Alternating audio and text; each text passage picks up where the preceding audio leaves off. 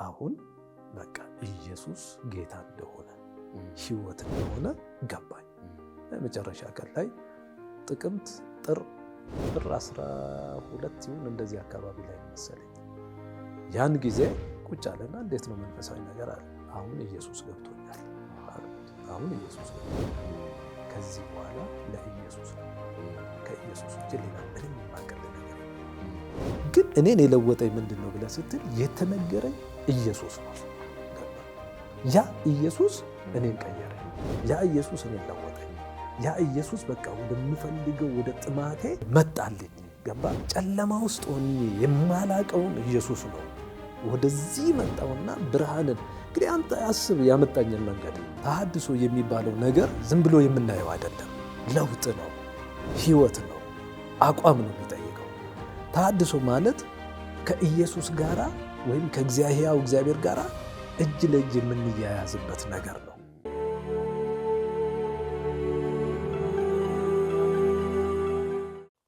ተመልካቾቻችን፣ አድማጮቻችን እንደገና በቀጠሯችን መሰረት በሚቀጥለው ክፍል ላይ ዛሬ ተገናኝተናል። እንግዲህ በነበረው በዛኛው ክፍል መርሃ ግብራችን ላይ ወንድማችንን የወንድም የመምህር ኪሲንጀርን ምስክርነት እንዴት እንደነበረ የሰሙ ሰዎች የደወሉልን ሰዎች አሉ። አንዳንድ ነገሮችን የነገሩን ሰዎች አሉ። በጣም የተደነቁ የተገረሙ ሰዎች አሉ። ስለዚህ እግዚአብሔርን እጅግ አድርገን እናመሰግናለን። እግዚአብሔር የሚለውጥ አምላክ እንደሆነ፣ እግዚአብሔር የሕይወትን አቅጣጫ ሊቀይር የሚችል አምላክ እንደሆነ፣ የወንጌልን ጉልበት የወንጌልን ኃይል አይተናል ብለው የእሱም ጓደኞች የነበሩ ከዚህ ቀደም ብዙ ታሪኩን ያውቁ የነበሩ ሰዎችም በእርግጥ ደውለው አውርተውናል። ዛሬ ደግሞ ቀጣዩን ክፍል አብረን ከመምህር ኪሲንጀር ጋር እንቀጥላለን። ሰርፕራይዝ የሆነ ቦታ ላይ ነው የቆምነው።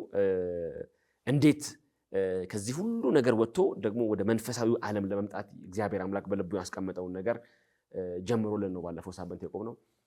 ከዛ በኋላም የነበሩ በሰንበት ትምህርት አካባቢ በመንፈሳዊ ዓለም አካባቢ ላይ የነበሩትንም ደግሞ አንዳንድ ነገሮች ያነሳልናል። ከዛ ወደ ወንጌል ብርሃን ደግሞ እንዴት እንደመጣ በዛ ውስጥ ወደ ክርስቶስ ሐሳብ እንዴት እንደመጣ ያም የፈጠረውንም ነገር በሱም ሕይወት ላይ የመጣውን ለውጥ ሁለንተናዊ ለውጥ መንፈሳዊ ለውጥ ብቻ ሳይሆን ጠቅላላ የነበረውን ሁለንተናዊ ለውጥም አያይዞ ያጫውተናል። መምህር ኪሲንጀር እንደገና በዚህኛው ክፍል ላይ ደግሞ አብረህን ደግሞ ሐሳብህን ለማካፈል ስለተገኘ በዚህ መርሃ ግብር ላይ ደግሞ በጣም እናመሰግናለን። እግዚአብሔር ይመስገን። እሺ፣ አሁን መቀጠል ትችላለህ። እሺ፣ እግዚአብሔር ይባርካችሁ። እንግዲህ ከባለፈው አንዳንድ ነገሮችን ለመወያየት ለመጫወት ሞክረናል። ይሄ ሁሉ ግን የምናወራው ስንጫወት የነበረው ነገር ለውጥ ለሰው ልጆች እንደሚያስፈልግ፣ ተሐድሶ ለሰው ልጆች እንደሚያስፈልግ ይሄንን ለማሳየት ነው እና ለውጥ አምጪው አካል ፍቃደኝነቱ ይኖር እንጂ ልለወጥ ብሎ ካለ ለዋጩ አካል በደንብ አድርጎ ይለውጠዋል። እና ለውጥ አስፈላጊ ነው። በየትኛውም ነገር ቢሆን ለውጥ አስፈላጊ ነው። በኑሮ ብትለኝ በማንኛውም ነገር ለውጥ አስፈላጊ ነው። እኔ ለምሳሌ ያ የጨለማው ሕይወት የነበርኩበት ተላቅቄ ወደ ብርሃን ሕይወት ስመጣ በእኔ ላይ የሆነው ነገር አለ እጅግ ደስተኛ የሚያደርገኝ ብናገረው በቃ እንትን ልለው የማልችለው ነገር እኔ ሕይወት ውስጥ አለ። ጌታ ይባረክ። እኔ የክርስቶስ ምስክር መሆኔ በጣም ያኮራኛል፣ ደስተኛ ነው የሚያደርገኝ። ለምንድን ነው እዛ ይሄንን ላነሳ የፈለኩት? ትጠጣለህ፣ ትቅማለህ፣ ታጨሳለህ፣ ሌላም ነገሮችን ታደርጋለህ። አቤት ላይፍ አሳለፍኩ ትላለህ። በማግስቱ ተቃጥለህ አስብ። በሲጋራ ተቃጥለህ፣ በጫት ተቃጥለህ፣ በመጠጥ ተቃጥለህ፣ እላፊም በሌላም ነገር ድራሽ ይጠፍቶ ከሆነም ደግሞ ልትደባደቡሉ ትችላለህ። ገባ? ወይ ሰው ወርተው ከዛ ትላንትና ቤት የነበረው ጭፈራ የነበረው ላይፍ ይላል። ይሄ ላይፍ አይደለም፣ ሕይወት አይደለም ይሄ። እና እስቲል አሁን እገረማለሁ። አንዳንዶች በቃ እንደ ዝና ያወሩታል። መቃማቸውን፣ መጠጣታቸውን፣ ማጨሳቸውን፣ ምን ማለታቸውን፣ የሆነ ነገር ማድረጋቸውን እንደ ዝና ያዩታል። እኔ አልፌበት ስለመጣው ጥቅሙንና ጉዳቱን ስላወቅኩት ነው መሰለኝ አሁን ያንን እንደዛ ሊቆጠር የሚገባ አይደለም። ሕይወት የምትለው ቃል ለዛ ሊሰጠው የሚገባ አይደለም። በቃ አይደለም። እና ሰው በገዛ እጁ በራሱ ላይ ሞትን እያወጀ ነው የሚሄደው። ገባ ይመስለኛል። ሌባው ሊያርድ፣ ሊሰርቅ፣ ሊገድል ነው የሚመጣው የሚለው ቃል ይሄ ይመስለኛል። ይሄ ነው አማኙ ጋር ብቻም አይደለም፣ ወደ አማኙን ለማጥቃት አይደለም የሚመጣው። በቃ እንዲህ እያታለለ ነው ያስቅምህና ያመረቅንህና የለህም አንተ በቃ ሌላ ዓለም ውስጥ ትገባለህ። እንቅልፍ እኮ አይወስድህም። ቅመህ እኮ አንዳንዴ እንቅልፍ አይወስድህም። ሌሊቷን ሙሉ ስትቧጥጥ ታድራለህ። ጠዋት አመዳም ሆነህ ትነሳለህ። ገባ ጠጥተህ ጠዋት ተነስተህ ወይኔ ጨጓራዬን ሽሮ ምናምን ፍትፍት ምናምን እንደገና ወይ እርጎ ፍለጋ ትላለህ። እንዴት ገባ ያንን ህይወት እኔ አሁን ስለገባኝ ሊሆን ይችላል ይሄ ነገር። ላልገባችሁ ግን የምነግራችሁ ነገር ቢኖር ከኔ ህይወት አንድ የሆነ ነገር ይቀርላችኋል ብዬ አስባለሁ። እና ጥቂቱን ነገር ነው ያነሳሁት። ከዛ በኋላ የሕማማትን ጾም ጾምኩኝ፣ ሁሉን ነገር ጨረስ። ከዛች ሰዓት ጀምሮ ከዛች እሑድ ማታ ጀምሮ የኔ ህይወት ውስጥ ለውጥ መጣ። ይሄ የምላችሁ ምንድነው? ተሐድሶን ለመናገር ነው። በቃ ተሐድሶ ያስፈልገናል። እንደ ግል ሰው ተሐድሶ ያስፈልገዋል። እንደ ህብረተሰብ ሰው ተሐድሶ ያስፈልገዋል። አሁን የህንፃ ጉዳይ አይደለም። ያማሩ እንትኖችን መቀባባት አይደለም። ዋናው ህንፃው ማደሪያ የሆንከው አንተ ነህ። አንተ ላይ ነው አሁን ተሐድሶ የሚያስፈልገው። የአስተሳሰብ ተሐድሶ፣ ለውጥ፣ እነኚህ ነገሮች ያስፈልጉሃል። እና ተሐድሶ አስፈላጊ ነው ብዬ የምለውም ከዚህ የተነሳ ነው። ከዛ በኋላ ወደ ሰንበት ትምህርት ቤት ተካፈልኩኝ።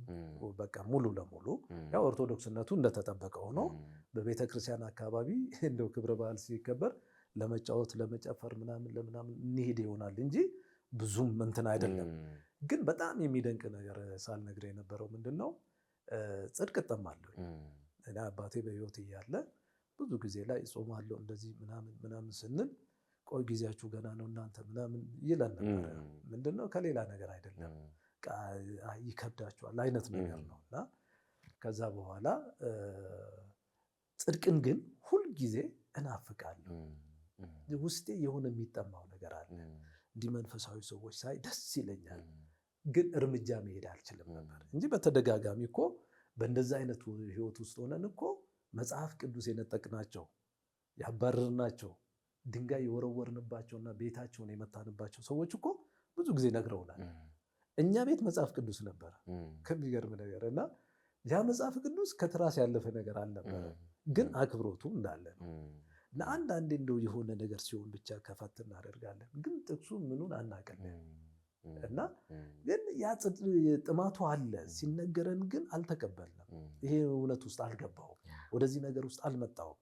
ተደጋጋሚ በጣም ብዙ ጊዜ ይነግሩኝ የነበሩ በተለይ እሱን ስሙን ብጠራው ችግር የለም አብቾ የምንለው ዘላለም የሚባል ጓደኛ አለን እና እሱ ፈረደ የምንለው እንደዚህ ደግሞ ከምንም በላይ አንድ ጊዜ ልንገርህና አንድ ጓደኛ ያለ እና እሱ ስለ ታቦት ምንነት የነገረኝ ሰው ማለት ነው። አንድ ቀን ቤት ውስጥ ቁጭ ብለን ነው መጽሐፍ ቅዱስ ገለጠ።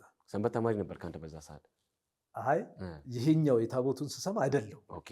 እንደው ዝም ብለን እየሄድን እየረበሽን እንመጣለን። ወይ ባለወልድ ወይም መድኃኒዓለም በቃ ይሄ ክብረ በዓሉን ጠብቀን ማለት ነው።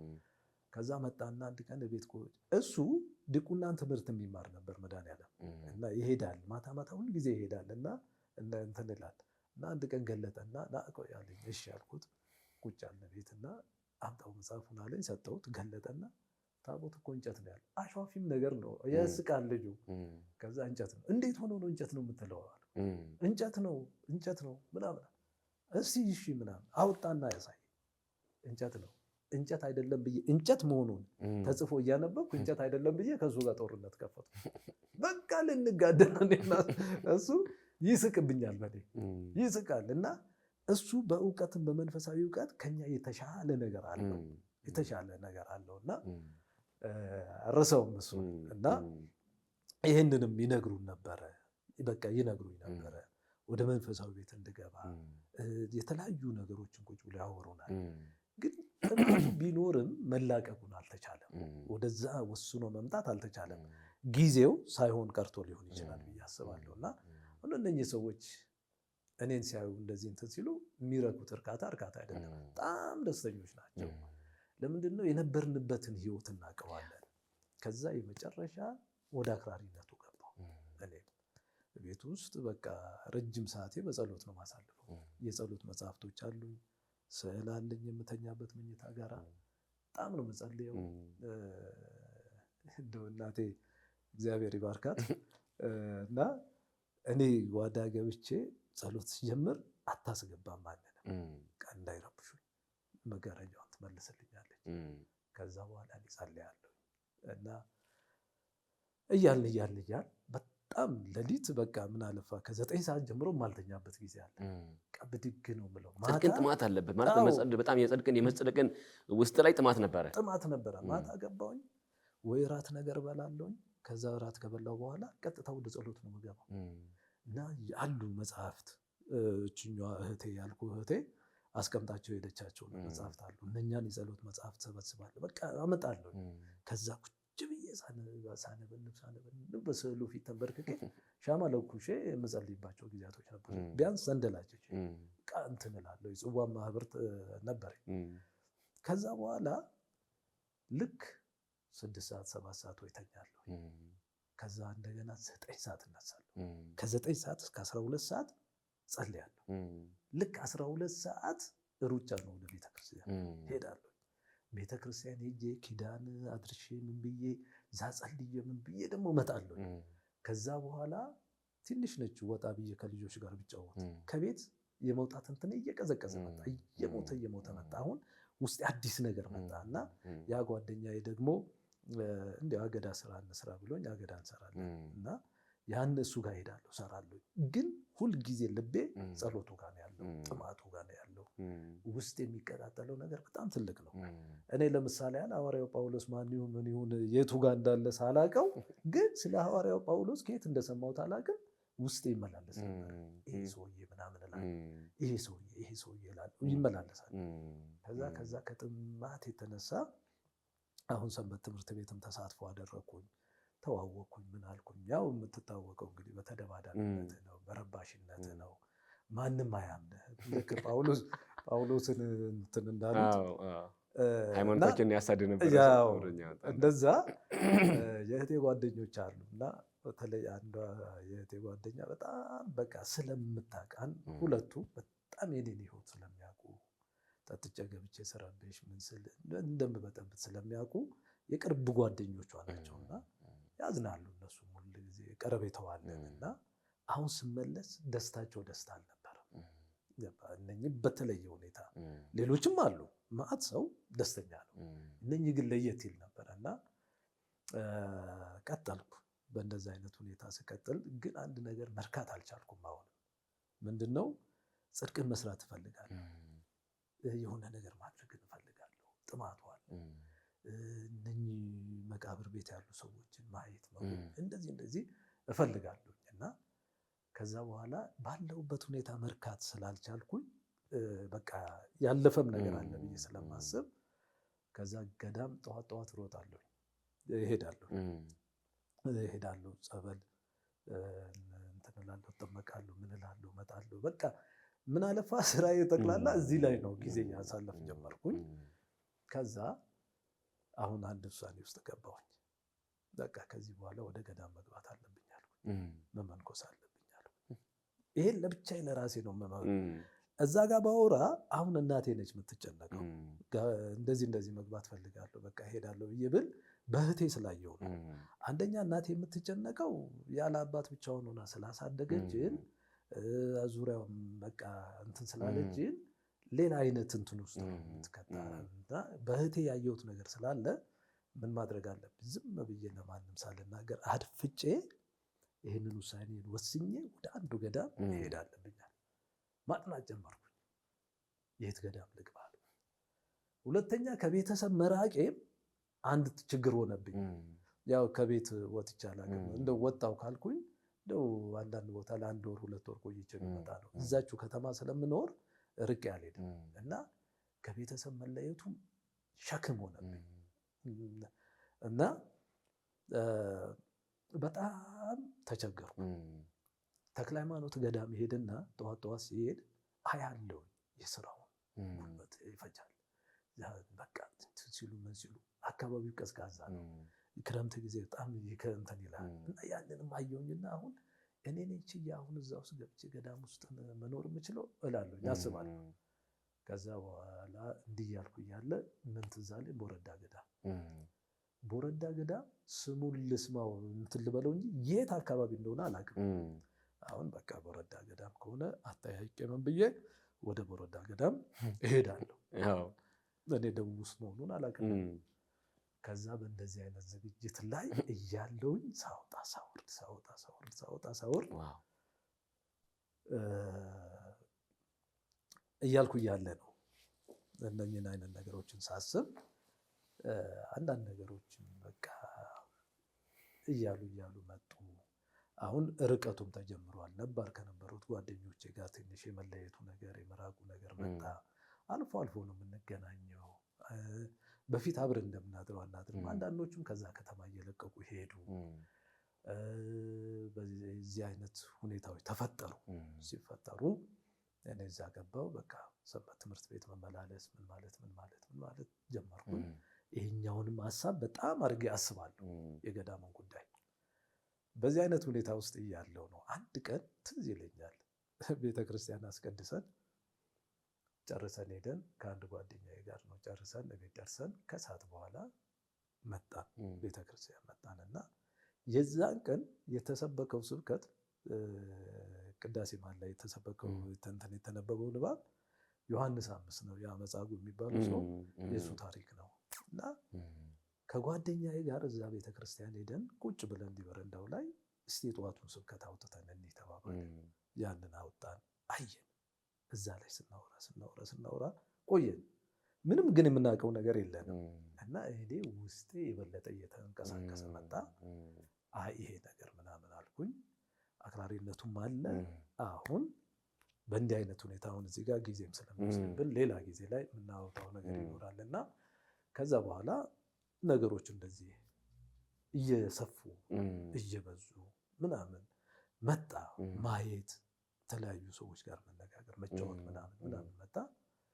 መጨረሻ አንድ ሰው ነበረ፣ ጓደኛችን ነው እና መድኃኔዓለም ሰንበት ተማሪ ነው እና ታድሶ የሚል ጭምጭምታም ተነሳ። ታድሶ ይባላል። የመድኃኔዓለም ሰንበት ትምህርት ቤት ታድሶ ተብሎ ስለሚፈረጅ ታድሶ የሚል እዛ ባሌ ጎባ ላይ ነው ተነሳ። ከዛ መካከል እዛ ሰንበት ትምህርት ቤት ከነበረ መካከል አሁን የአማኑኤል ህብረት የጎባ አማኑኤል ህብረት ፓስተር ሮቤ አማኑኤል ህብረት ፓስተር ሆኖ ያገለግል የነበረ የቤተ ክርስቲያን የሰንበት ትምህርት ቤት ተማሪ ነው። እሱም ስዕል ሻጭ የነበረ ሰው ነው። ስዕል ይሸጥ የነበረ ነው። በጣም እኮ የሚገርም ጌታ ነው። ጌታ ማለት እኮ ሲለውጥ ይለውጣል። ከዛ ከሱ ልጅ ጋር ተገናኘን። አስተምረኝ አልኩት። በሆነ ኬዝ ነበር ያገኘሁት። እዛ አስተምረኝ አልኩት እና የሄድኩበትን ነገር ነገርኩት። ያም ሲሆን ግን ይቅርታ እዚህ ጋር ላቆምህና ውስጥ ግን ጥማት ነበረ፣ የጽድቅ ጥማት ነበር። ልነግርህ አልችልም። በቃ ታረጋለህ።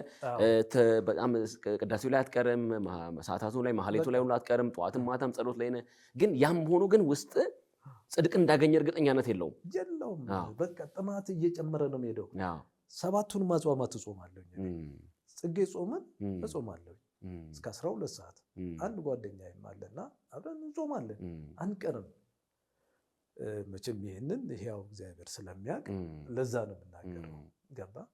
የገዳማዊው ኑሮ ግን እንዳልኩ የምንኩስናውን ነገር እንዳልኩ በተለይ ማዘር እንዳትጨናነቅ ነገሩን ሚስጥር ነው ያደረጉት፣ በእህቴ ስላየሁኝ ማለት ነው። ውስጥ ግን በዛም ነገር ለመርካት ነው፣ በመንኮስ ጽድቅን ለማግኘት ነው ፍላጎት የነበረው። ከዛ በኋላ ወደ ስዕል ሻጭ እንደሆነ እሱ ደግሞ ባለ በነበርንበት ጊዜ አብረን ወንበዴዎች ነበር እና እነሱ ቤት እንሄድና እኛ መጠጡ ምኑንም እናደርጋለን። ጭሱ ሲጋራውንም ጫቱንም እዛ የምንቅምበት ቤት ነው እና ከዛ ሄድንና አንድ ጉዳይ አወያየው። እሺ ምናምን አለኝ። ከዛ በዛ ጉዳይ የተነሳ ግን ቅድሚያ የሰጠኝ ነገር ምንድን ነው? መጀመሪያ መጽሐፍ ቅዱስ መማር አለብህ ነው አልኩት። እሱ ሰንበት ትምህርት ይዘው ያገለግላል። ታድሶ ነው እሱ ሙሉ ለሙሉ። ከዛ በኋላ እሺ አልኩት። አሁን ጥሩ በር ተከፈተልኝ። መማር እንፈልግ ነበረ። ከዛ በቀጥታ ከሱ ጋር ትምህርት ጀመር ቀጠል። አስተማረኝ። ስለ ኢየሱስ ነገረኝ። ስለ ኢየሱስ ነገር እኔ ከዕለት ወደ ዕለት ነገሮች እየተቀየሩ መጡ። እቤት ገብቼ የጻፍኩትን አነባለሁ። እንደገና መጽሐፉን አነባለሁ። እሱ የሚለኝን አሰላስላለሁ። እንደገና እቀጥላለሁ። ስንል አሁን በቃ ኢየሱስ ጌታ እንደሆነ ሕይወት እንደሆነ ገባኝ። መጨረሻ ቀን ላይ ጥቅምት ጥር 12 ይሁን እንደዚህ አካባቢ ላይ ነው መሰለኝ። ያን ጊዜ ቁጭ አለና እንዴት ነው መንፈሳዊ ነገር አለ። አሁን ኢየሱስ ገብቶኛል አልኩት። አሁን ኢየሱስ ገብቶኛል። ከዚህ በኋላ ለኢየሱስ ነው። ከኢየሱስ ውጭ ሌላ ምንም የማቀል ነገር የለም። እዛ ጋር አደገኛ ለውጥ መጣ። እዛ ጋር ነገሮች ሁሉ ተሰባበሩ። የበለጠ ወደ አክራሪነት እንድመጣ አደረገኝ እና ወጥቼ በቃ ሰዎችን ሳገኝ መመስከር ጀመርኩኝ። በቃ መናገር ጀመርን። ያኔ በቃ እንደዛ ተባለ። ተከሰስን። 13 ሰዎች ነን የተከሰስነው። ከ13ቱ መካከል አንዱ እኔ ነኝ፣ አንዱ ደግሞ እሱ አለማየሁ እሱ ነው። የሚያሳዝነኝ ግን አንዳንድ ጊዜ ይሄ መታወር በጣም የሚያሳዝነኝ፣ እዛ ላይ ከኛ ጋር አብረው ሊቀርቡ ሊከሰሱ የማይገባቸው ትልልቅ አባቶች ተከሰሱ። ምንም የሌሉበት ምንም የማያውቁት ልጆቻቸው የሰንበት ትምህርት ቤት ሊቀመንበር አስተማሪዎች ምናምኖች ናቸው። መድኃኒዓለም እነሱ ሊከሰሱ ይችሉ ይሆናል፣ ሊከሰሱ ይችላሉ። እነኛ ትልልቅ ሰዎች ግን እስቲል እስከ ሁልጊዜ የሚቆጨኝና የምናደድበት ነገር ቢኖር ይሄ ነው። አባ ገብረ ሥላሴ ይባላሉ። ሰላማ ምክትል ናቸው እና መርጌታ ታደሰ የሚባሉ ናቸው። እነኛ አሁን የሚከሰሱ ሰዎች አይደሉም። በቃ እና ከተሐድሶ ጋር አብረው አንድ ላይ አድርገው እንደውም ካሴቱ ነበረኝ። ቅርብ ጊዜ ነው የተበላሸው ካሴቱ። የተከሰስንበት የክሱ ካሴት ነበረ እና ማስቀመጥ ሲችል እኔ አይጠቅምም ብዬ ተውኩ እንትን አልኩት እና እነኛ ሰዎች ምንም በማያውቁት ምንም በሌሉበት ነገር ለምን ልጆቻቸው ወጣቶች ናቸው፣ ሰንበት ትምህርት ቤት ተማሪዎች ናቸው፣ አስተማሪዎች ናቸው፣ ዲያቆናት ምናምን ናቸው። ሊከሰሱ ይችላሉ። ለምን የሆነ አንድ ቃል ተናግረውም ሊሆን ይችላል። ጥሩ። ከዛ ውስጥ ግን ብንከሰስ በዋናነት መከሰስም የነበረብን ግፋቢል ስንት ሰዎች እንሆናለን መሰለ?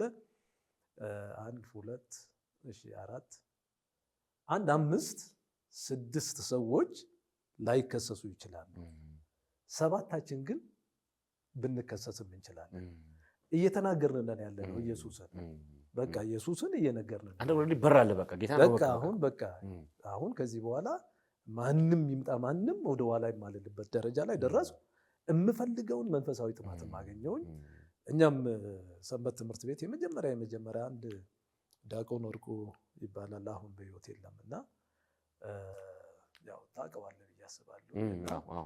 እሱ ነው የመጀመሪያ እሱ ጴንጤ ሆኗል አለ የሆነ የአመራሮች ስብሰባ ላይ መሰለኝ እንደተነገረኝ ከሆነ ማለት ነው። የመጀመሪያ እሱ ሄዶ እዛ ጴንጤ ሆኗል ብሎ የተናገረው እሱ ነበረ። ግን እኔ አይደለሁም ገባ እና እንዲህ ሆኗል። ምንድነው ደግሞ ሌላው መሰለ ይሄ ፈረደ ያልኩ ጓደኛም አይደል ወንድሜ ነው። በቃ ወንድማማቾች ነን እና እሱ ያው ፕሮቴስታንት ነው። ከኛ መካከልም እና እንገናኛለን፣ ቤቱ ሄዳለሁ፣ አድራለሁ፣ እንጫወታለን። ይሄ የወንድማማችነት ነገራችን እንዳለ ነው። ከሱ ጋርም ካለን ኮንታክትነት የተነሳ ይመስለኛል አብዛኞቹ ጴንጤ የሚለውን ነገር ያመጡት። እኔ ግን አልነበርኩም። እኔ ኦልሬዲ አሁን ወደ ተሐድሶ ዓለም ተቀላቅያለሁ። ግን እኔን የለወጠኝ ምንድን ነው ብለህ ስትል የተነገረኝ ኢየሱስ ነው። ያ ኢየሱስ እኔን ቀየረኝ። ያ ኢየሱስ እኔን ለወጠኝ። ያ ኢየሱስ በቃ ወደምፈልገው ወደ ጥማቴ መጣልኝ። ገባ እና ጨለማ ውስጥ ሆኜ የማላቀውን ኢየሱስ ነው ወደዚህ መጣውና ብርሃንን እንግዲህ አንተ አስብ ያመጣኝን መንገድ ገባ። እኔ እኮ እዛ ወንድማችን ጋር ለመማር እኮ መጽሐፍ ቅዱስና ደብተር ይዤ እንዲህ እሮጣለሁ እና አውሮፕላን ማረፊያ አለ፣ ይሄ ከተማው ላይ ነበረው አለ እና ቁልቁለት ከኛ ቤት ወርድና በይልማ ሞሳ ሆቴል በዛ ጋር አድርጌ አቋርጬ 04 ቀበሌ ነው። ያ ሲሆን ማስታወሻ ደብተርና መጽሐፍ ቅዱስ ይዤ እሄዳለሁ። ከሚገርም ነገር እና በእንደዛ አይነት ሁኔታ ያ ኢየሱስ በራ፣ ያ ኢየሱስ ተገለጠልኝ። አሁን ጫት ለኔ ምንም አይደለች፣ ሲጋራም ለኔ ምንም አይደለም። ገባ? አሁን ይኸው ዋናው ኢየሱስ እዛ ጋር እኔን ያገኘበትን መንገድ አስብ። ወስኜ ጨክኜ ገዳም ገብቼ ቢሆንስ ኑሮ ይሄንን ጌታ አገኘው ቢሆን? አንድ ጥያቄ ነው። በእርግጥ ጌታ ከቀጠረ ቀጠረ ነው፣ ማግኘቱ አይቀርም። ያችንም ቀን አላልፍም። ለምን? ለእኔ የተቀጠረችልኝ ያቺ ቀን ነው። አጋጣሚ ብለን የምንለው ነገር የለም በእግዚአብሔር ዘንድ ላይ።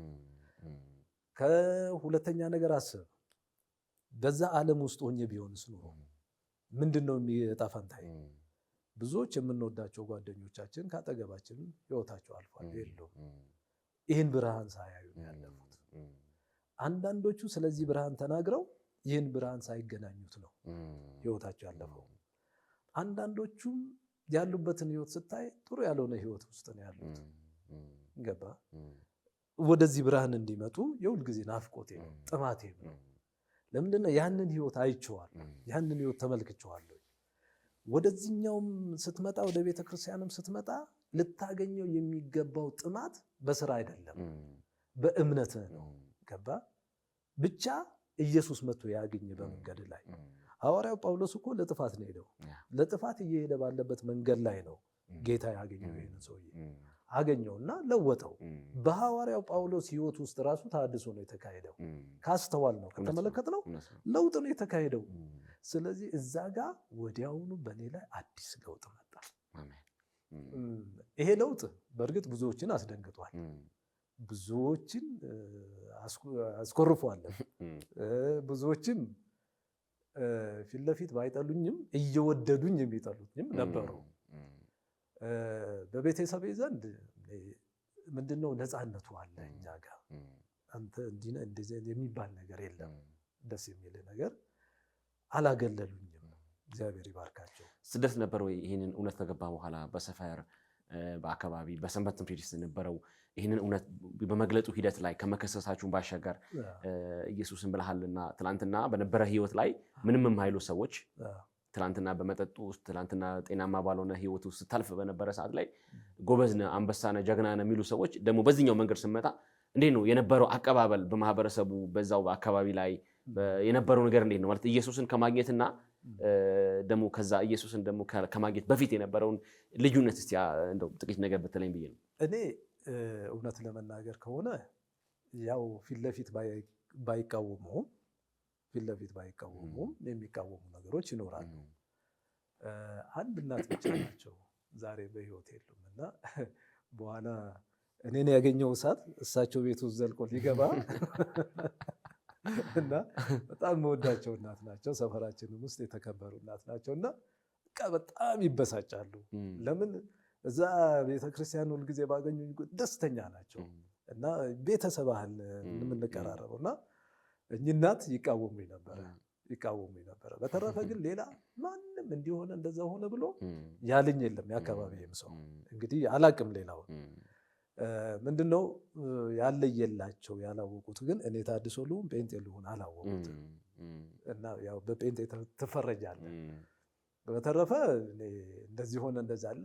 ይኸውልህ እንዳይቃወሙም የሚያደርጋቸው ነገሮች ምንድነው ብለህ ካል የነበረኝ ህይወት ነው የነበረኝ። አንዳቸውም ጓደኞቼ እኔን አልሸሹኝም።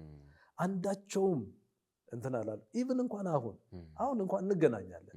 ስንገናኝ በናፍቆት ነው የምንገናኘው። በናፍቆት ስንገናኝ እንኳን እኔ ላይ ተጽዕኖ ሊፈጥር የሚችል ነገር አያደርጉም። ለምን? ማንበብ የሚችሉ ናቸው፣ መጽሐፍ የሚችሉ ናቸው፣ ማስተዋል የሚችሉ ናቸው፣ ህይወትን ማመዛዘን የሚችሉ ናቸው። ስለዚህ አንተ እንደዚህ ምናምን እንኳን አይሉም። ሜቢ እንደው ልንተራረብ እንችል ይሆናል።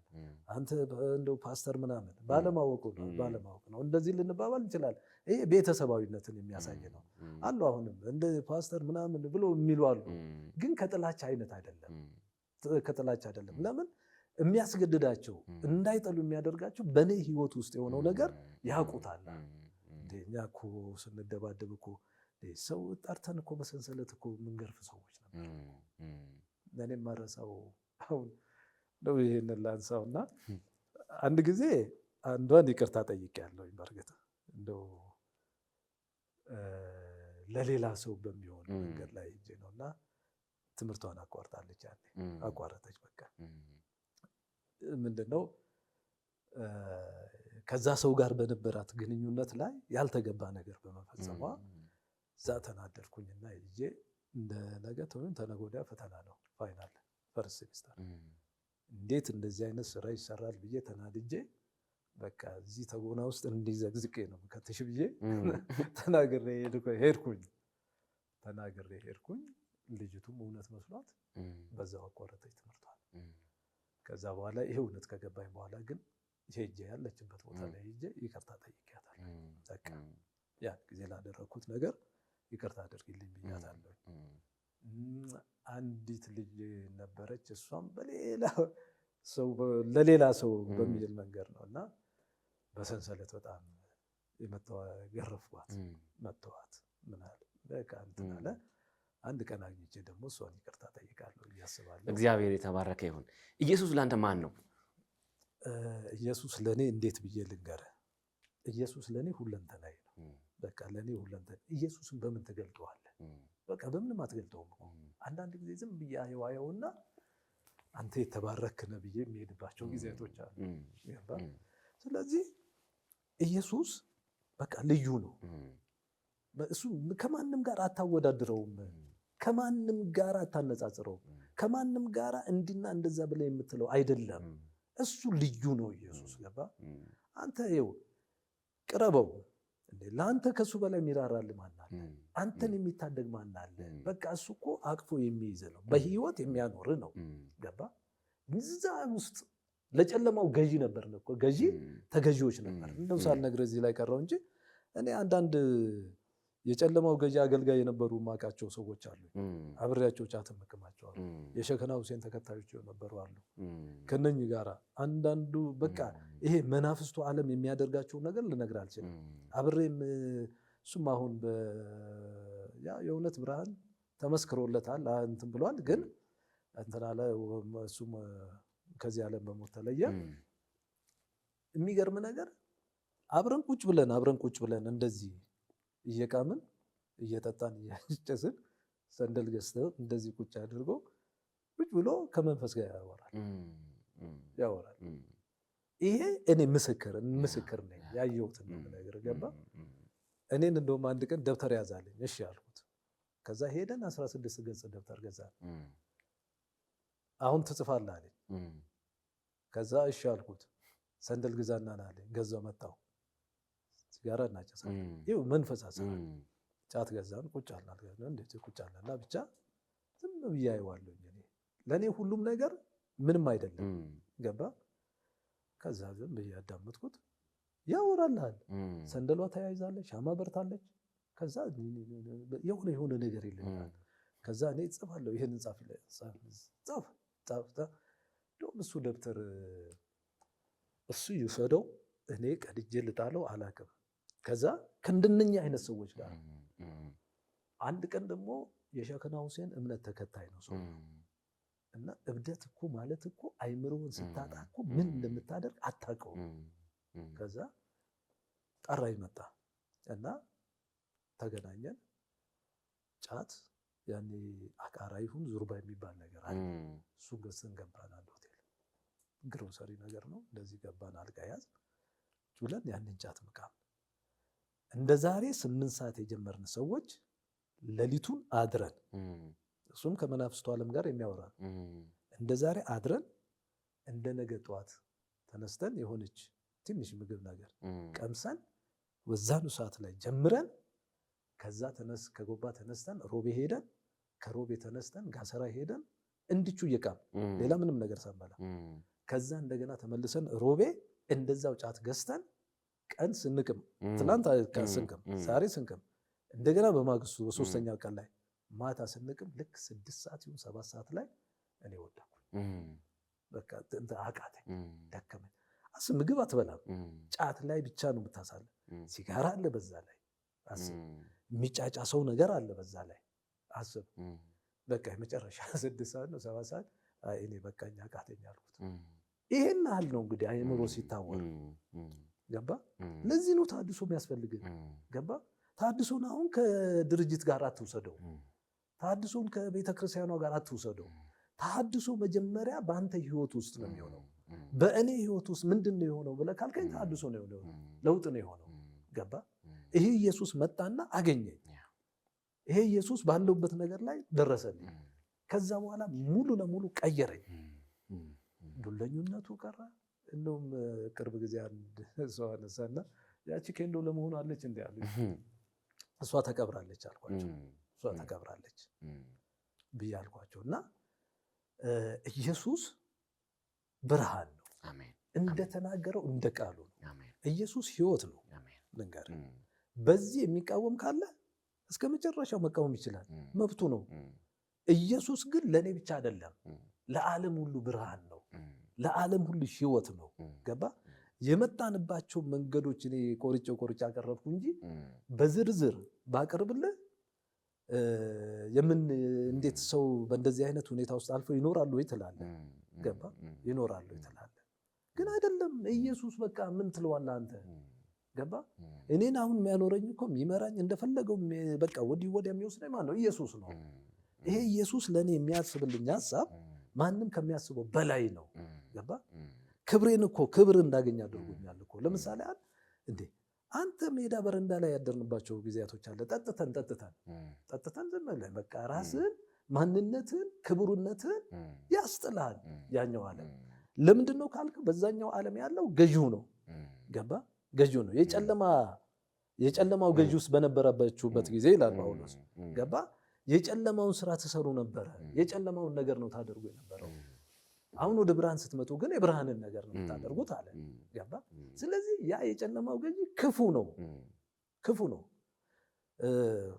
እንደው ይህን ልበልና ጋሰራ ቆላ የሚባል ቦታ አለ እና እዛም አንድ እንደ ዳኛ ፈራጅ አድርጎ የተቀመጠ ነው። መንፈስ ያለበት ሰው ነው ሰውየው። እና ሄድን አንድ ጊዜ ሰው ነው እንሂድ ብሎኝ ሲሉ በቃ መሄድ ነው፣ እኔ ችግር የለብኝም መጓዝ ነው። እና ሄድን ገባን። ምኑ ደስ እንደሚለኝም አላቅም የዛን ጊዜ። ብቻ እንደዚህ ምናምን ሲል እንዲህ ልንሄድ ነው ሲሉ ጥሩ ነው እንሂድ፣ መሄድ ነው፣ የሚያቆመ የሚከለክለኝ የለም። ከዛ ሄድን። ቁልቁለት ነው የምትወርደው፣ በረሃ ነው። ወረድ ሄድን፣ አደርን። ስናድር ቤት ማረፊያ ቤት የለውም። የሆነ ጌሾ ምናምን የተተከለ ምናምን አይነት ነገር ነው። እዛ ውስጥ ነው የገባነው። ስንገባ አንድ ነጠላ ነች። እዛ ነጠላ ነው ለሁለት ለብሰን ያደረናት። ይሄ አፈር ነው። አስብ፣ ሰይጣን ምን እንደሚያደርግ ተመልከት። አንተ ክቡር የሆንከው ሰው ሄደ እዛ ዝናብ ቢመጣ ድራሽን ያጠፋል። ገባ? ከዛ አቧራ ላይ ተንከባለ ታድረታለህ። እንቅልፍ የሚባል ነገር የለም። ከዛ ተነስ፣ ጠዋት ላይ ቶሎ በሉ ግቡ ተባለ። ስንገባ ሰውየው እንደ ሐውልት እንዲህ ተገትሮ ቁጭ ብሏል። የራሱን ስራ ነው እየሰራ ያለው። እኔ እንደውም የሆነ ሐውልት ሁሉ መስሎ ነበረና ከገባው በኋላ አብሮኝ ያለውን ሰው እንዴት ነው ሰውየው የት አለ ምናምን፣ ያን ቅድም ስትገባ አላየኸውም እንዴ አሉ። በቃ አንዳንዶቹ ሲነግሩኝ እንደውም ዝናብን ቢመጣ አይነሱም ማለት ትልቅ ሰው ናቸው። ከዛ ቁጭ አልነሽ ያሉ። አሁን ውስጤ ተረበሸ። ከዛ አሁን ነገ ጠዋት ታዲያ እንዴት ነው ነገ ጠዋት እዚህ ልንሆን ነው አልኩኝ። ፍርድ ይሰጣል ተባለ። ከዛ ልጃቸውን አግኙት ብሎ የሆነ ልጅ ደግሞ አድራሻ ሰጥቶናል። የዚህን ጠንቋይ ነው። ከዛ አፈላለግን፣ አስጠራ ነው መጣ። እከሌ ነው ይላከን እና እንደዚህ ነው ብለን አልነው። ስንለው ጊዜ እሺ እሳቸውን ጠዋት እነግርላችኋለሁ አለ። ጥሩ፣ እንደማይነጋ የለም ነጋ። ፊት በቃ ይሄ አመድ ነው የሚመስለው። እኔ ብቻ ቶሎ ደርሰን ከዛ ወተን ወደ ቤት ሄጄ ነው ገባ። ከዛ ተነሳን ሄድን። ጠዋት ላይ አስጠራን። በቃ ደረስን። ቁጭ ብለዋል እና የሆነ ሴትዮ መታ የሆነ ነገር ትላለች። ሰውየው ድቡልቡል ድንጋይ አለ ነገር ወንዝ ላይ ያለ ድንጋይ ለምንም የማይጠቅም ድንጋይ የለም። እንዲህ ያፈጩላል፣ እንዲህ እየደበደቡት እቺን ሴትዮ ከፊቴ ውሰዱልኝ ይላሉ። እቺን ሴትዮ አባሩልኝ ይላል። ከዛ እኔ ሾክ በቃ አደረኩኝ፣ ደነገጥኩኝም። ከዛ የሆኑ ሰዎች ተረባረበው መጣ። አንቺ ሴትዮ ሂጂ ከዚህ ምናምን አሉ። ትንሽ ቢቆዩስ ኑሮ በድንጋይ ከመፈንከት ወደ ኋላ ማለት መሰለኝ። ከዛ እናንተ ምንድነው ተባለ። አብሮኝ የሄደችው ሴት አንዳንድ ነገሮችን ተናገረች። ከዛ በኋላ እሺ ተባለ። እኔ እዚህ ጋር መቆም ክልክል ነው ሲባል ወዳጅ የትና የትሮጭ ሄጃለሁ። ከዛ የሚያፋጭብህ ዝንጀሮ የሚያካክለው ልነግር አልችልም። እዛ ቆሜ እሷን እየጠበቅኩ እያለ ከዛ በኋላ ጠራኝ። ሽማግሌው ራሱ ማነው ልጁ ስሙ ምናምን ብለው ጠየቋቸውና እንጀር ብለው ጠሩኝ። ከዛ ቤት አልኩኝ ና ሲል ዱብ እያልኩኝ ፍርሃት አላ ቁጭ በልና ያብቾን እንጀራ ብላ አሉኝና ፍትፍት እንጀራ ተሰጠኝ በላው። ከዛ በኋላ ወጣን። ያን ዳገት እንዴት እንደሚገፋ ዝንጀሮ ከፊት ለፊት ይመጣል፣ እንዲያሽካካበል እንዲሽከረከራል። ምን ይላል ወይኔ እያል ለምንም ጋሰራ ከተማ ደረስን። ማታ ማታ ደግሞ ወቅቱ ጥሩም አልነበረም። የዛኔ ማታ ማታ ወደ ጎባ ገባን። እነኝን ነገሮች ሳስባቸው እግዚአብሔር አንተን እንዴት እንደታደገ እንዴት ነፃ እንዳወጣኝ እንዴት ወደዚህ እንዳመጣኝ ጌታን ሳስበው እደነቃለሁ።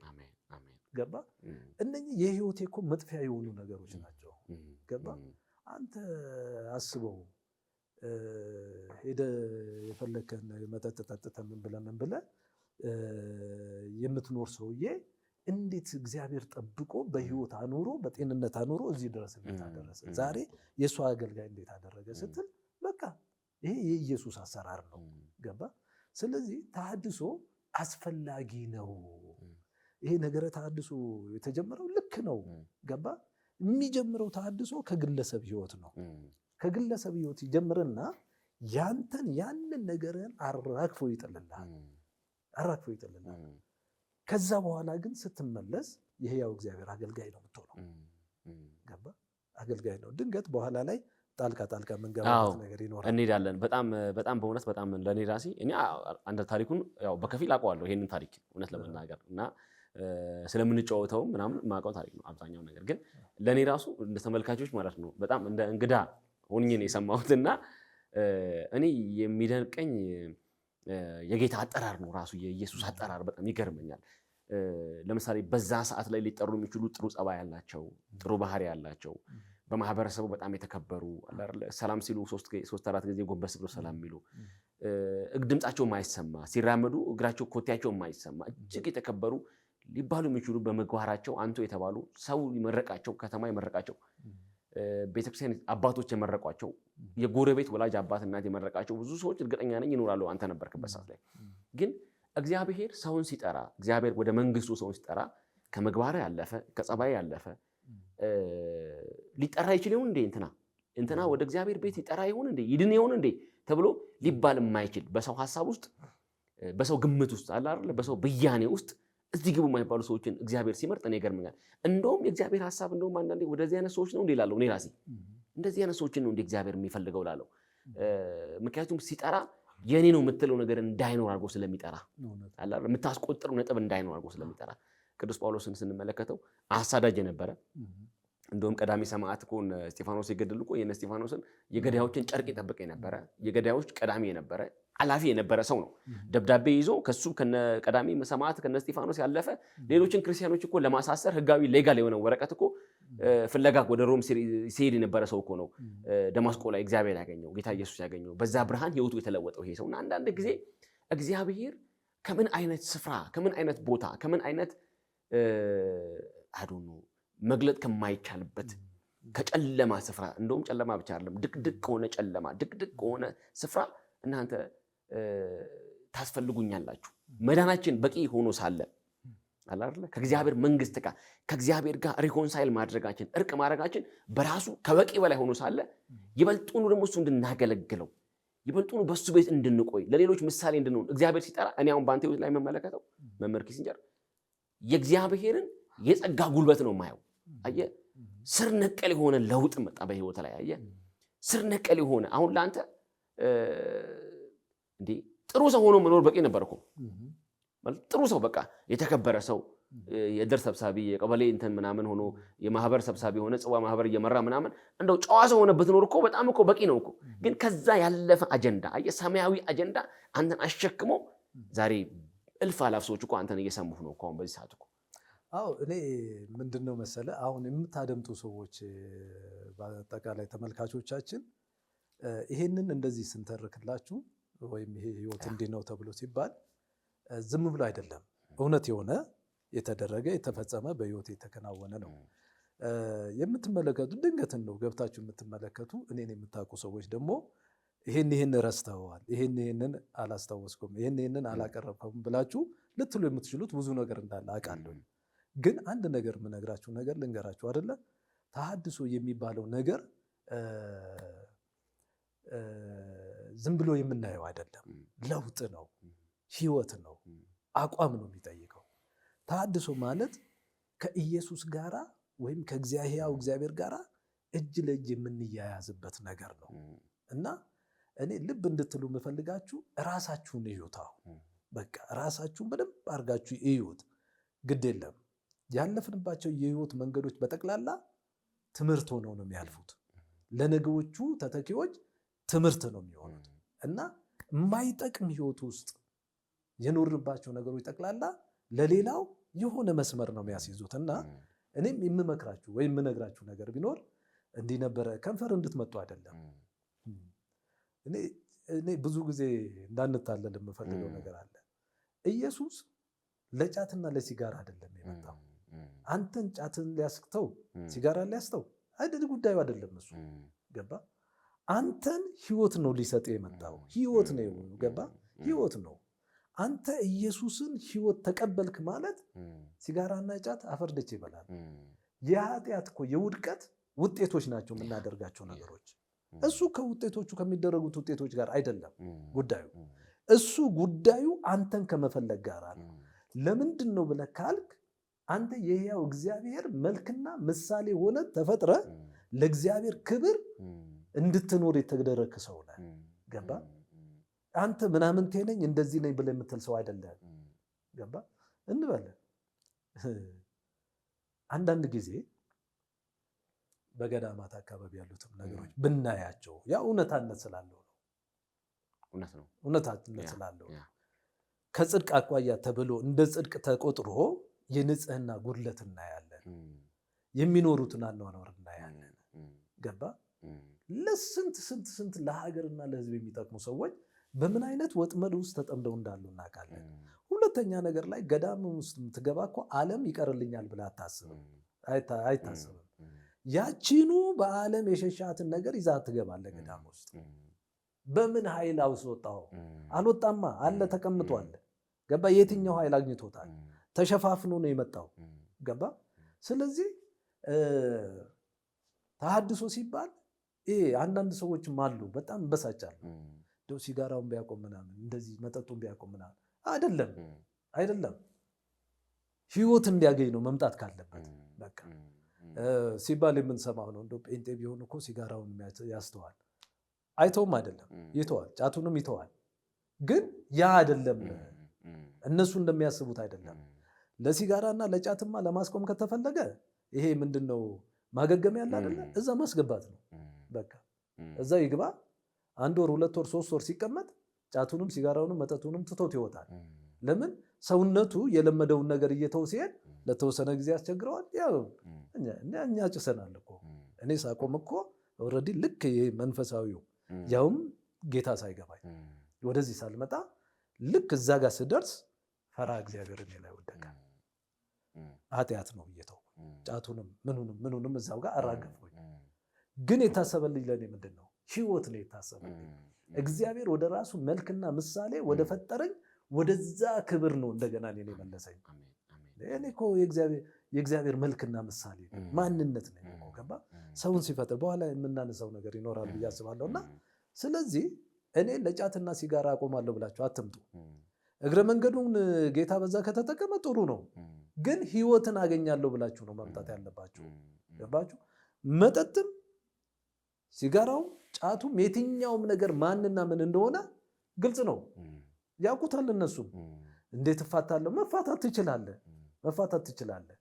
ህይወትን ለማግኘት ግን ተራራ ብትወጣ ቁልቁለት ብትወርድ ጫትን ሰብስበህ አምጥተህ እዚህ ጋር እሳት ለኩሰህ ብታቃጥለው ማሳውን ብታጠፋው ከዛ መውጣት አይችልም። መውጣት የምትችለው ኢየሱስ የተባለውን ንጉሥ አንተ ህይወት ውስጥ ሲገባ ነው። ገባ? ሲገባ ነው። ፓወርፉል ነው እሱ። ገባ? የእሱ እንዴት ብዬ ልንገር? ለዚህ ነው እኔ እኮራለሁ ብዬ እላለሁ። ደስተኛ ነኝ፣ እግዚአብሔር ይመስገን። በየትኛውም ነገር ላይ ይሄ ጌታ ነው ያገኘኝ፣ ይሄ ጌታ ነው። ማንም ጴንጤ ምናምን ሊል ይችላል፣ ጉዳይ አይደለም። ጴንጤ ራሱ እግዚአብሔር እንዲሰሩበት የሰጣቸው መንገድ አለ። እኛ ግን ሰዎች ገፍተው ሲሰየሙልን እንጂ ዛሬም ተሐድሶ ኦርቶዶክሶች ነን። ከኦርቶዶክስነት አንተ የበለጠ ፍቅር ያድርብሃል እኮ ስለ ቤተክርስቲያኗ ትቀናለህ እኮ። ገባ? ለምን? ቤተክርስቲያን እንድትሆን የተፈለገበትን ደረጃ ሚስጥር ስለምታውቀው ነው። ገባ? ይሄ ስለሆነ እባካችሁን ይሄ ጌታ ህይወት ሊሰጥ የመጣ ጌታ ነው። ያላገኛችሁትን ህይወት አገኙት። ዝም ብሎ መሳደብም አይደለም። እንደዚህ ነው እሱ እንደዚህ አይደለም። አታቅልሉት። ከኛ በላይም ላቀለለው ላሳር እኛ እኮ እኛ ቤት ቆመን ከኛ ቤት ቀጥሎ 1 2 3 4ኛ ቤት ላይ ፕሮቴስታንቶች ነበሩ። ተሰብስበን እንመጣና ልክ ከኛ ደጃፍ ጋር እንሆንና ወንጭፍ የሚባል ነገር አለ። በሱ አድርገን ትልልቅ ድንጋይ ቆርቆሮቻቸው ላይ እነሱ ሲጸልዩ እነሱ ሲዘምሩ እናወርድባቸዋለን። ከሚገርም ነገር እናወርዳለን። ምን በቃ እንዴ ሄደን እኮ መጽሐፍ ቅዱስን እኮ የነጠቅንባቸውን ጊዜያቶች አስታውሳለሁ። ገባ? ይሄ አይደለም። ቆም ብሎ ማሰብ ነው። ቆም ብሎ ማየት ነው። ባለቀ ሰዓት ላይ ገዳም ገባለሁ ምናምን ተፍ ማለት አይደለም። በጣም ሌላው ደግሞ ቅዱስ ቁርባን አወሳሰር ላይ ስንመለከት ልክ በቃ እንደው ይለይላቸው ተብሎ ሄዶ ይሰጥ እና አይደለም። ገባ? ቅዱስ ቁርባኑን ቢሆን እኮ ዝም ብሎ እንትን የሚል ነገር አይደለም። እዛ ውስጥ መግባት ስለማያስፈልግ ነው። ስለዚህ እባካችሁ ቆም ብላችሁ ህይወታችሁንና ኢየሱስን አገናኙት፣ ክፈቱለት በሩ። ያን ጊዜ የሚሆነው ነገር ይሆናል። እና እኔ ህይወታችንን እንደ ምሳሌ አድርገን ያቀረብነው ተሐድሶ ከግል ይጀምራል ብለን ስላለ ነው። የእግዚአብሔር ስም የተባረከ ይሁን። ተመልካቾቻችን እንግዲህ ከመምህር እስራኤል ቅጽል ስሙ መምህር እስራኤል ነው፣ ከመምህር ኪሲንጀር ጋራ የነበረን የህይወት ምስክርነት መርሃ ግብር እንቀጥላለን። አላቆምንም፣ በዚሁ እንቀጥላለን። በእውነት በጣም ብዙ ነገር እየተማማርን እንደሆነ ተስፋ አደርጋለሁ። የኢየሱስን የማዳን ኃይል፣ ኢየሱስን የልዕልና ወደ ህይወት የማምጣት ኃይል። ቅድም በጣም ትልቅ ነገር ወንድሜ ሲናገር ነበር። ሰው ለሞራል አላርለ ለግብረ ገብ ለውጥ ወደ ኢየሱስ እንዳይመጣ ዋና ዓላማው እሱ አይደለም። እኛም ብዙ ጊዜ ሲባል ሰምተናል። ጫት እንድናቆም፣ ሲጋራ እንድናቆም ምናምን አባቶቻችን እናቶቻቸው ብዙ ጊዜ ይመክሯቸዋል አይደል? ወደዛ ሲዱ እነዚህ ሰዎች ጋር ግን ስትመጣ ዞሮ ዞሮ ኢየሱስን ሰምተህ በህይወት በዛ መንገድ ልቀጥል ስለማትችል ስሪቱ ስለማይፈቅድ አለ አይደል? ለምሳሌ አንድ በጣም እንደው በምሳሌ ብናገረው ብዬ ነው። አንድ ረጅም ጊዜ ፍሪጅ ውስጥ የተቀመጠ ቅቤ አለ አይደል? ድድር ብሎ በረዶ ቤት ውስጥ የተቀመጠ ቅቤ፣ ድንጋይ የሆነ ቅቤ በጣም ጠንካራ ነው። ስታነሳው የቅቤን ባህሪ ያዛ አይደለም። በረዶ ቤቱ ስለቆየ በጣም ደድሯል፣ በጣም ጠንክሯል። ጠንካራ ነኝ ብሎ ቢልም ያንን በረዶ ቤቱ የቆየ ቅቤ አምጥተህ የጋለ ብረት ድስት ላይ ብታስቀምጠው እኔ ጀግና ነኝ ብሎ እንደነበረው ፍሪጅ ውስጥ እንደነበረው ሊቀጥል አይችልም።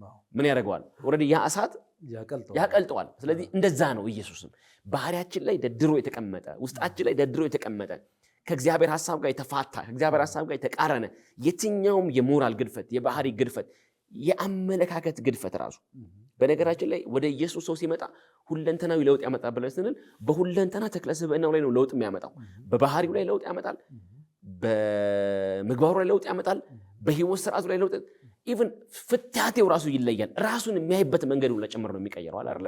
ስለዚህ ወገኖቻችን ወደ ኢየሱስ ነው የምንጠራው ሰውን። የተሐድሶ ጥያቄያችን አልፋና ኦሜጋ ኢየሱስ ነው። የተሐድሶ ሐሳብ ጠቅላላ ግብረ መልሱን ብንመለከት የተሐድሶን አጠቃላይ ዙሪያ ገብ መፍትሄዎችን፣ ዙሪያ ገብ ጥያቄዎችን፣ ዙሪያ ገብ ፍታቴዎችን ብንመለከት ከ እስከ ፐ ድረስ ወይም ከመጀመሪያው እስከ መጨረሻው ድረስ ከጅማሬው እስከ ፍጻሜው ድረስ ኢየሱስን ያማከለ ሐሳብ ነው የተሐድሶ ሐሳባችን። ሰው ወደ ኢየሱስ ካልመጣ እግዚአብሔርን በተመለከተ ወዳጆቼ፣ እግዚአብሔርን በተመለከተ እንኳን ትክክለኛ ግንዛቤ ሊይዝ አይችልም። በነገራችን ላይ እግዚአብሔር ብለን የምንጠራው አምላክ፣ ፈጣሪ አምላክ፣ ጌታ ብለን የምንጠራውን አምላክ ራሱ ትክክለኛ እይታ እንኳን ለመያዝ የሰው ልጅ ወደ ኢየሱስ መምጣት አለበት። ሰዎችን በተመለከተ፣ ዙሪያውን በተመለከተ፣ ኢቭን ራሱን በተመለከተ አንድ ሰው ኢየሱስ በነገራችን ላይ የትኛውም ነገር በዚህ አጋጣሚ ይህን ነገር መናገር ፈልጋለሁ። የትኛውም ነገር ከኢየሱስ አንጻር ካልተበየነ በስተቀር ትክክለኛውን ትርጓሜ ሊይዝ አይችልም። የትኛውም ነገር ራሴን እንኳን በተመለከተ እኔን እንኳን በተመለከተ አሁን አንድ ሰው እኔ ስለ ራሴ አውቃለሁ ምንም ነገር አይመለከተኝም እኔ ራሴን አውቃለሁ ብሎ ይላል። ግን ራስን ማወቅን ከኢየሱስ አንጻር አኮርዲንግሊ ከጌታ አንጻር ካልፈታ በስተቀር ስለ ራሱ ያለው ግምት እንኳን ስውት ነው የሚሆነው። ራሱን እንኳን በተመለከተ አሁን ለምሳሌ አምላክ ስላንተ ሞቶልሃል ብለህ ስትለው ኢየሱስ እንደሞተለት ሰውየው የህይወት አቅጣጫውን የህይወት አንጻሩን በዛ ልክ ካልበዘነ በስተቀር እኔ ማረባ ነኝ፣ እኔ ትቢያ ነኝ፣ እኔ መግቢያዬ ሲኦል ነው ብሎ ራሱን እንኳን ዲፋይን የሚያደርግበት መንገድ ራሱ ስውት ነው የሚሆነው ማለት ነው። ስለዚህ ለማለት የፈለግነው ምንድን ነው? በየትኛውም የህይወት ጥያቄ ውስጥ ልትሆኑ ትችላላችሁ። በየትኛውም የህይወት ውጣ ውረድ ውስጥ ልትሆኑ ትችላላችሁ። ያስቸገረን በህይወት ለመኖር በእግዚአብሔር ጽድቅ ውስጥ ለመኖር ጽድቅን ፍለጋ ብዙ ወተን ብዙ ወርደን ሁላችንም አልፈናል በዚህ መንገድ ውስጥ። በነገራችን ላይ በዚህ ውስጥ ሁሉ እናልፍ እንችላለን። ወንድማችንም የመሰከረልን ይሄ ነው። መፍትሄው ግን ወደ ኢየሱስ መምጣት ነው። መፍትሄው ከእግዚአብሔር ጋር በክርስቶስ በልጁ መታረቅ ነው። መፍትሄው ከእግዚአብሔር ሐሳብ ጋር በልጁ መስማማት ነው። መፍትሄው ወደ ክርስቶስ መምጣት ነው። ለሱ መማረክ ነው። ተሐድሷችን ጥያቄው ይሄ ነው። ቤተክርስቲያናችንን የሚጠይቀን ያለነው ነገር ይሄ ነው። አውደ ምሕረቱን ለኢየሱስ፣ መድረኩን ለኢየሱስ፣ ዘመኑን ለወንጌል፣ ትምህርታችንን፣ ፍታታችንን፣ ሀቲቶቻችንን፣ ትምህርቶቻችንን፣ ዝማሬ ቅኔዎቻችንን፣ የትኛውንም በቤተክርስቲያኖች የሚደረጉ ስርዓቶችን በሙሉ ኢየሱስን ማዕከል ወዳደረገ ስርዓትና ምልልስ አስተምሮ እንመለስ ነው እያልን ያለው።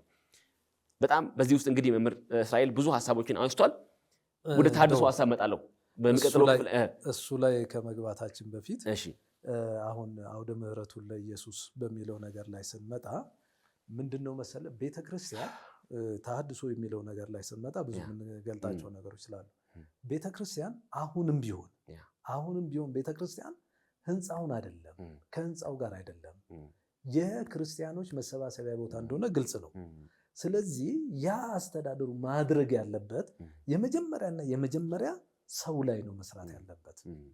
እስቲል አሁንም ይሄን ሐሳብ ወደ ህዝቡ ማምጣት ካልቻሉ ይሄ ህዝብ አዘቅቱ ውስጥ እየገባ ነው ያለው። ሞራል ውድቀት አለ። ስንት ነገሮች አሉ እንጥቀሳቸው ብለን ብንል ብዙ የምንዘረዝራቸው የምንጠቅሳቸው ነገሮች አሉ። ስለዚህ አሁንም አውደ ምሕረቱ ላይ ቆሞ አንድ ሰባኪ ብቻ እንዲና እንደዛ ብሎ እኛ ስላል ቢል ዋጋ የለውም። ህዝብ ላይ መሰራት መቻል አለበት። ህዝብ ሲታደስ ምን ሊሆን እንደሚችል ታድሶ የሚለው ነገር ላይ ይሄ መግቢያችን ስለሆነ ነው እና ቤተክርስቲያን ካልን አውደ ምሕረቱን ወንጌል ሰባኪ ቆሞ ወንጌል ሰብኮ እንዲሄድ ብቻም ሳይሆን ትክክለኛውን ወንጌል እንዲያስተምሩና ሰዎች ህይወታቸው እንዲቀየር መሰራት መቻል አለበት። በጣም እናመሰግናለን። ተመልካዮቻችንና አድማጮቻችን እንግዲህ ብዙ ትምህርት እያገኛችሁ እንደሆነ ተስፋ አደርጋለሁ። ብዙ ነገር እየወሰድን እንደሆነ ተስፋ አደርጋለሁ ከዚህ በተካፈልነው በዛሬው መርሃ ግብራችን። ስለዚህ ሁሉ ነገር የእግዚአብሔር አምላካችን ስም የተመሰገነ ይሁን። እንግዲህ በሚቀጥለው ሳምንት ደግሞ በሚኖረን መርሃ ግብር ላይ ተሐድሶ ምንድነው እንግዲህ መምህራችን መምህር እስራኤል ምናልባት በዚህ ላይ ብዙ የሚፈቱን ነገር ይኖራል ብዬ አስባለሁ።